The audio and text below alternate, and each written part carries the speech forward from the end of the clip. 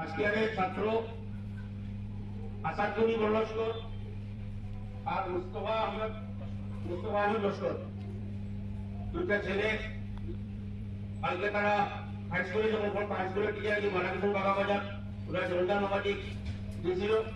আওয়াজ করতে অ্যাক্সিডেন্টে দুজন মারা গেছে, একজন মেডিকেল অবস্থা মারা গেছে।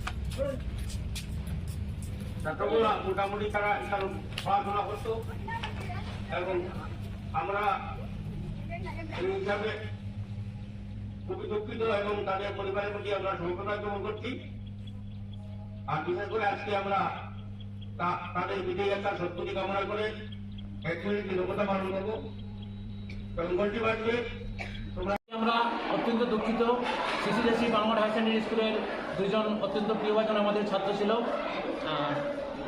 মুস্তাফা আহমেদ লস্কর আর আসাদ গনি বড় লস্কর। এরা দুইজনই ফার্স্ট ইয়ারের ছাত্র ছিল, সবসময় ফার্স্ট বেঞ্চে বসত, পড়াশোনায় খুব মনোযোগী ছিল। কিন্তু কালকে একটা দুর্ঘটনা ঘটে, বাগাতে নজরুল হক স্যারের জানাজাতে ওরা গিয়েছিল এবং আসার পথে গাড়ির সাথে ধাক্কা লাগে এবং ঘটনাস্থলে একজনের মৃত্যু হয় এবং একজন শিলচর যাওয়ার পথে, হসপিটালে যাওয়ার পথে তার মৃত্যু হয়। আমরা সমস্ত স্কুলের শিক্ষক এবং ছাত্রমহল আজকে খুব দুঃখিত, মর্মাহত। আমরা তাদের কথা ভাবছি বারবার এবং তার মা বাবার যে অবস্থা, পরিবারের যে অবস্থা, এই দুর্দিনে আমরা তাদের সবার পাশে আছি এবং এটা অনুরোধ আমি সরকার বাহাদুরের কাছে করবো, যদিও এটা আইনসম্মত নয়, এই দুস্থ পরিবার যাতে সরকারের তরফ থেকে সাহায্য পায় এবং পরিবারটা যাতে ভবিষ্যতে চলার সুযোগ পায়। মানে একমাত্র পরিবারের যেগুলো কর্মী ছিল তাদের মৃত্যু হয়েছে অসময়ে, সেই জন্য আমরা অত্যন্ত মর্মাহত এবং তাদের আত্মার সদ্গতি যাতে হয় সেই জন্য আমরা সবাই ঈশ্বরের কাছে, আল্লাহর কাছে প্রার্থনা করছি এরা যেন সবাই ভগবানের চরণে স্থান পায় এবং পরিবারটার যারা মা বাবা আছে তাদের যেন আত্মার শান্তি হয়, সেটাই আমি উপরের কাছে, ভগবানের কাছে চাইছি। এইগুলো আমি আমার সংযুক্ত। একজন প্রাক্তন শিক্ষক না স্কুলে, শিক্ষকদের জানাজার থেকে ফেরার পথে আমাদের স্কুলের ফার্স্ট ইয়ারের ছাত্র মুস্তাফা আহমদ লস্কর এবং আসাদ গনি বড় লস্কর, এই দুজন ছাত্রের অ্যাক্সিডেন্টে অকাল মৃত্যু হয়েছে।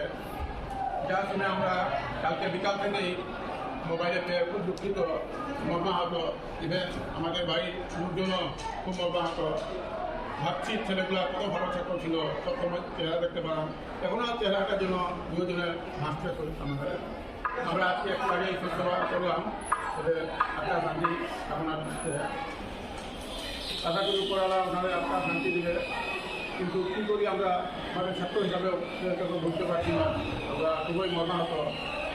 সরকার বাহাদুর পক্ষ থেকে যদি ওনারা কিছু পরিবারবর্গ কিছু সাহায্য পায় তাহলে নিজেকে আমরা একটা মনে করবো এবং আবার ওনাদের আত্মার প্রিয় শান্তি কামনা করছি।